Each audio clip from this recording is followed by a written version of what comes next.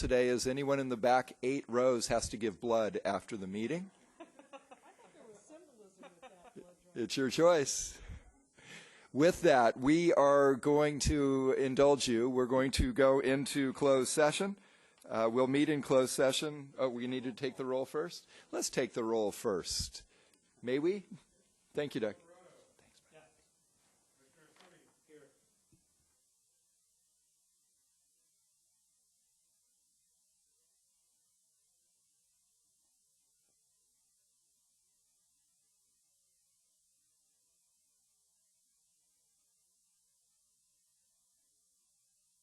Present. Thank you. With that, we are going to go into closed session. The Commission will meet in closed session pursuant to Government Code Section 11126, subdivisions A1, A4, and B, for taking actions concerning the selection of a new executive director. I know you're all going out to give blood. I think that's admirable. We'll see you here in a little while. Thank you.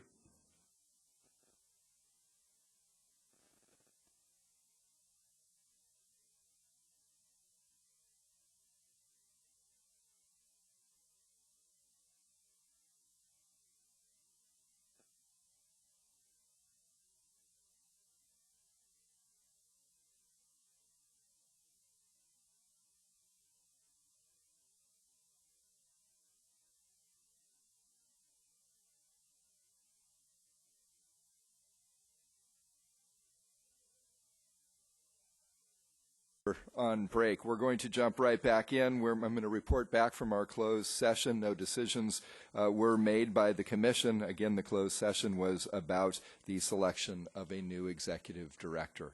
We have 3 items remaining on policy matters, and we're going to go forward with Laurel Jansen and Lori Waters. Commissioners, tab 2 is an action item to adopt the Metropolitan Planning Organization component of the 2014 Active Transportation Program. As you recall, the Commission adopted the statewide and small urban and rural component of the ATP at the August meeting. Staff recommendations were made available to the Commission, Caltrans, and regional agencies via email on Thursday, October 30th, 2014, and posted on the Commission's website. Since the recommendations were distributed, staff has identified changes and corrections. These are outlined in the replacement book item and attachments released on November 7th, 2014. Legislation creating the ATP was signed by the Governor on September 26, 2013. The Commission adopted statewide program guidelines for the 2014 ATP on March 20th, 2014. This first ATP cycle covers a 2-year period, 2014-15 and 2015-16. There's $368.1 million in programming capacity available for the program, with $147.24 million available for the MPO component. The 9 MPOs that form the ATP MPO component had the choice of either using the statewide competitive project selection criteria or proposing alternative selection criteria if approved by the Commission. The MPO alternative selection criteria could include conducting supplemental call for projects. 6 of the 9 MPOs chose to adopt MPO guideline amendments. These guidelines were adopted by the Commission at the May 21st and June 25th Commission meetings.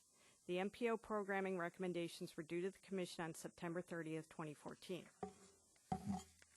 Commission staff reviewed all the MPO program submittals for consistency with ATP program guidelines and to ensure that the MPO project recommendations were selected through a competitive process.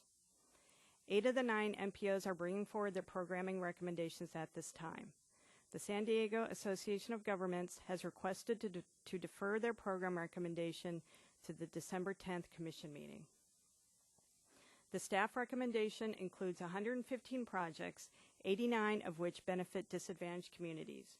These 115 projects include $133,670,000 in ATP funds.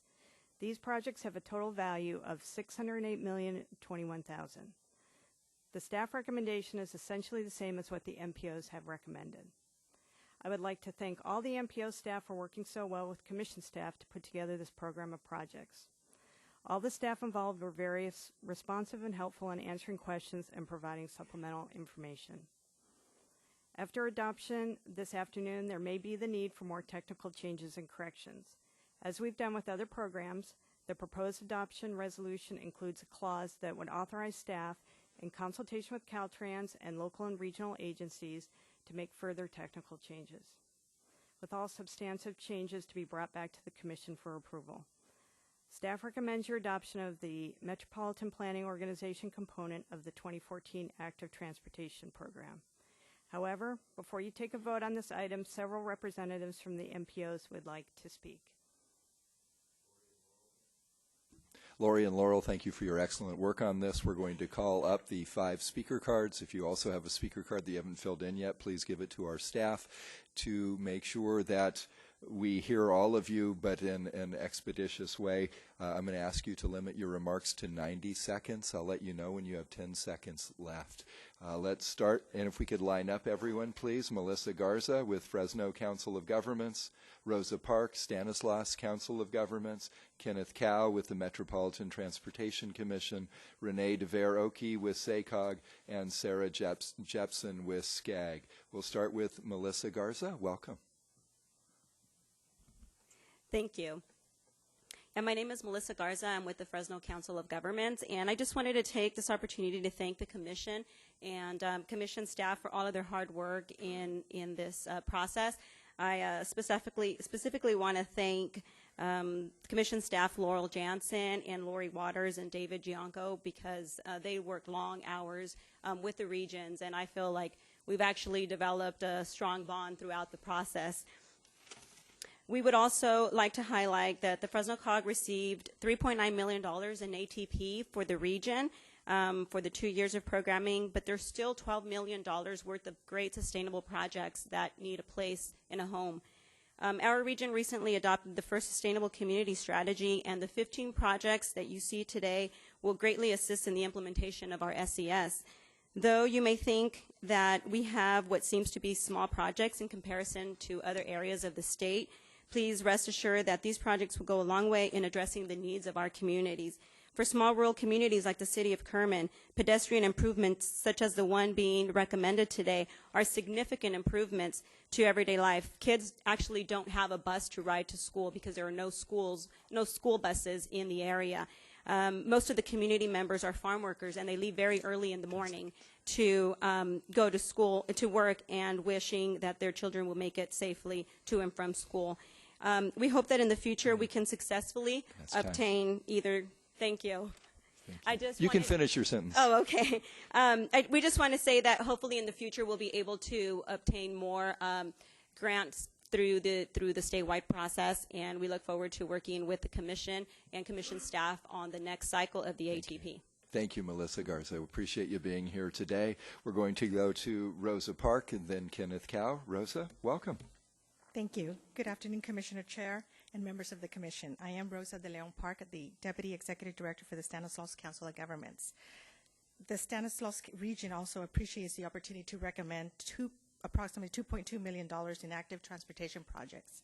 Our region is recommending 4 projects that not only benefit disadvantaged communities, but will have a lasting impact on how hundreds of students commute to school. The ATP projects being recommended will provide safe routes to 7 schools in our region and will provide 2.2 Class 1 bicycle path that will have a direct link between an East and West campus in our community college in the Modesto Junior College in Modesto. The Stanislaus region really would like to, as mentioned by Melissa previously, thank the Commission staff for their invested time developing the active transportation program, and we look forward to continued partnership. Great. Rosa, thank you. We're going to go, please, to Kenneth Cow. And if Renee DeVere and Sarah Jepson could just come on down to the front row, that would be terrific. Kenneth, welcome. Thank you, Commissioners. I wanted to also echo the sentiments to thank Commission and Commission staff for all their hard work in adopting this program. For the MTC portion, we adopted regional guidelines in May, and MTC staff received 127 applications totaling $200 million.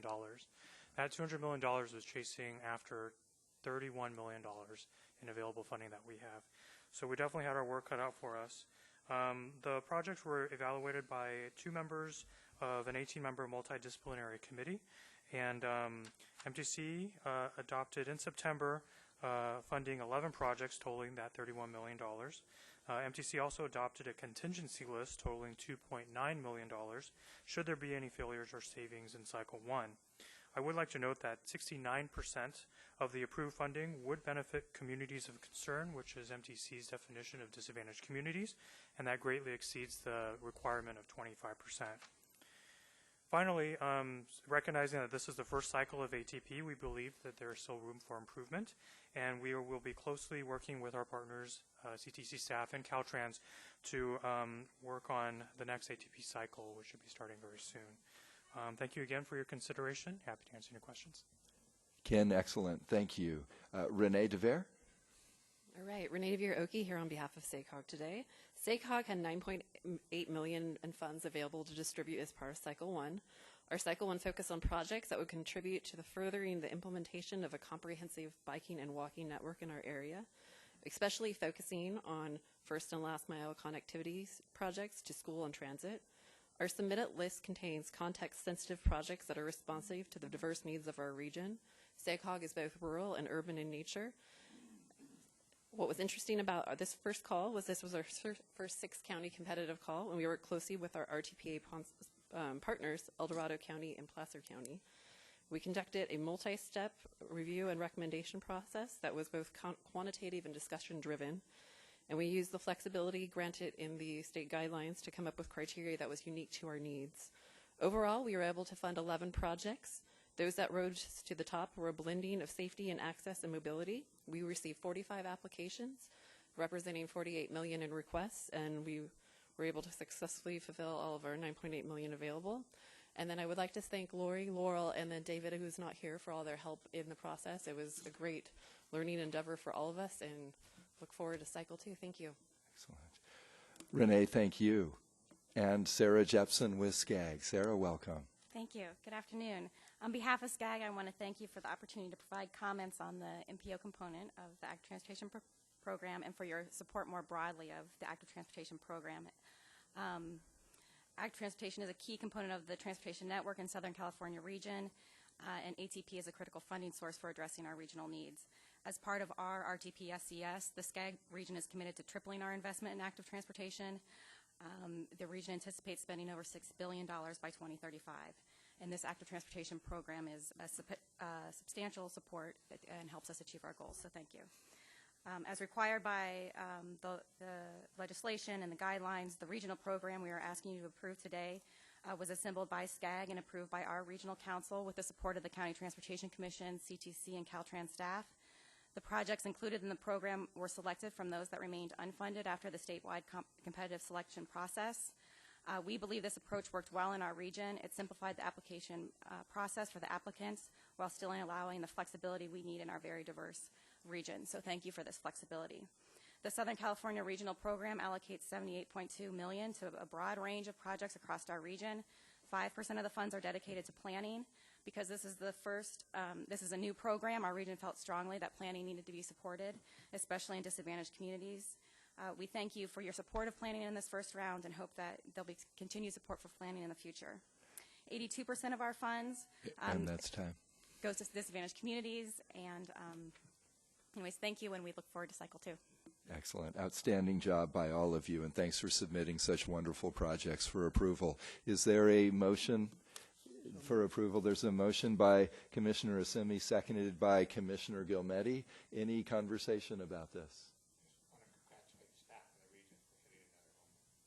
Well said, Commissioner Alvarado. With that, all those in favor? Aye. Opposed? Abstentions? That passes unanimously. We hope you'll all just take a moment and join us to recognize the outstanding work of our team, led in this effort by Laurel Jansen. And we would like to present Laurel with both a certificate and a plaque from the state of California for a Gold Superior Accomplishment Award for the amazing work that she and our team have done on the ATP program. Could we ask Laurel to come forward, and for all of you to join me in thanking Laurel.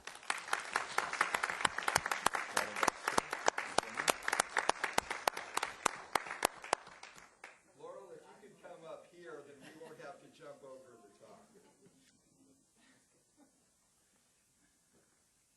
On behalf of the Commission and your staff colleagues, we would like to present you with the State of California Gold Superior Accomplishment Award in recognition to exceptionally meritorious service contributing to a marked improvement in the operations of state government.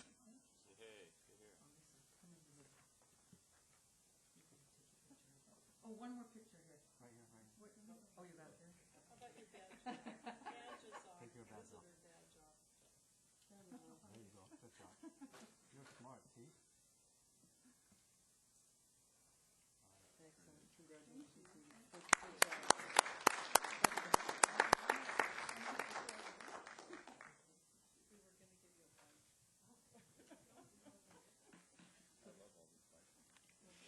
She said she wanted to share it with David and Lori. They can visit it in your office. With that, we're going to move forward with item 3, technical adjustment to the 2014 Active Transportation Program. Again, this is Laurel Jansen and Lori Waters. Yes, Commissioners, this is an action item to approve technical adjustments to programming in 8 counties for the statewide and small urban and rural components of the 2014 Active Transportation Program. Please note we do have a yellow replacement book item. The 2014 statewide and small urban and rural components were adopted by the Commission at the August 2014 meeting. At that time, staff indicated that there would likely be the need for additional technical changes and corrections, and the adopted resolution included a clause to that effect. The attachment to this item, the yellow item, lists all the identified adjustments since the adoption of these components. I want to make a note that there may be some additional adjustments coming forward at the next meeting as people realize what this program may mean for their schedule. But staff would recommend your approval of this item. So moved. I'd be looking for a motion. There's a motion by Commissioner Gilmetti, a second by Commissioner Fromer. Is there discussion on this item and staff's recommendation? Seeing none and there are no speaker cards, all those in favor? Aye. Opposed? Abstentions? That passes unanimously. Laurel, thank you. We're going to move on to tab 4, which is the Road Charge Technical Advisory Committee. Laura Pinnebecker. Good afternoon, Commissioners. Agenda item 4 has been provided to you as a pink. This is an action item. As you are aware, Senate Bill 1077, authored by Senator Desaulniers, was signed by the Governor on September 29th. This bill creates the California Road Usage Charge Pilot Program. This bill tasks the Chair of the Commission, in consultation with the Transportation Agency Secretary, to create a 15-member Technical Advisory Committee. The Advisory Committee is required to study road usage charge alternatives to the gas tax, gather public comment, and make recommendations to the Transportation Agency that will inform pilot program design and evaluation criteria. Based on the recommendations of the Advisory Committee, the Transportation Agency is tasked with implementing a pilot program by January 1st, 2017, and must submit a report of findings by June 30th, 2018. To meet the statutory deadlines outlined in Senate Bill 1077, and to allow sufficient time to prepare for pilot program implementation, the Advisory Committee should be established by January 1st, 2015. To achieve this, it is anticipated that the appointment of committee members will be formalized at the December Commission meeting. Senate Bill 1077 provides the following direction regarding Advisory Committee membership. When identifying members of the committee, the Chair of the Commission shall consider individuals representing the following 8 areas: the telecommunications industry, highway user groups, the data security and privacy industry, privacy rights advocacy organizations, regional transportation agencies, national research and policy-making bodies, members of the legislature, and other relevant stakeholders as determined by the Chair. Staff has received correspondence from numerous individuals and organizations expressing interest in participating on the Advisory Committee. As there is a statutory limitation of 15 members, staff is developing a stakeholder database to ensure all interested parties are engaged as part of the larger workgroup effort. Senate Bill 1077 specifically requires the 15-member Advisory Committee to consult with highway users and transportation stakeholders, including representatives of vehicle users, vehicle manufacturers, and fuel distributors. The committee will undertake an open and inclusive process to engage these and all interested stakeholders in the study of road usage charge alternatives and in the development of recommendations on pilot program design. Utilizing the framework for membership provided in Senate Bill 1077, the Chair has consulted with the Transportation Agency Secretary. The Chair has also consulted with the Speaker of the Assembly and is in the process of consulting with the Senate Pro Tem. Additionally, Commission staff has also consulted with Caltrans, legislative staff, regional agencies, and other interested stakeholders to identify organizations that represent a broad-based membership. A list of potential organizations has been provided for your consideration in Attachment 2. At this time, staff recommends the Commission provide feedback regarding the potential membership of the Advisory Committee, receive public input, and direct staff to begin contacting the identified organizations to solicit participation on the committee. That concludes my staff report. We would be happy to take any questions at this time. Laura, thank you. We have one speaker card, unless there's anything from any commissioners prior to hearing the speaker. Why don't we please have Kiana Buss come forward from the California State Association of Counties and the League of California Cities. Kiana, welcome. We're going to ask you as well that less is more, and the next 90 seconds are yours. All right. Thank you so much, Mr. Chair and members of the Commission. Kiana Buss on behalf of CSAC, also representing the League of California Cities today. They are hosting a conference in town, and so apologize for them not being able to be here in person. I appreciate the opportunity to provide some brief remarks as the Commission prepares to embark on this important endeavor. CSAC and the League just completed our 4th assessment of the local streets and road system, which we have presented the findings to the Commission in the past before, and no surprise, the system continues to deteriorate. So I would submit to you that city council members and county supervisors are fully aware of the financial crisis facing the transportation system in California. And so we support the recommendation that the Commission appoint a number of local elected officials to help with your efforts. And we stand ready to work with our regional partners to identify the right mix of supervisors and city council members to achieve some geographic balance and diversity of different perspectives to help inform the effort. And so with that, I will just say that we stand ready to work with our partners and assist the Commission as you take on this demonstration project. Kiana, excellent. Any questions for Kiana? Seeing none, thank you again for joining us today.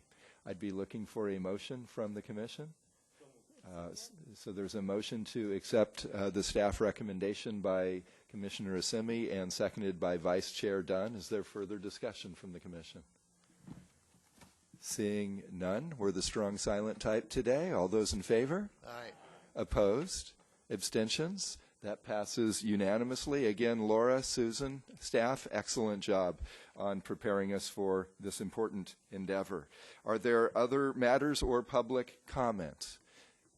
We do not have any speaker cards. Seeing no one jumping forward to the microphone, the November 12th meeting of the California Transportation Commission is adjourned. Thank you all.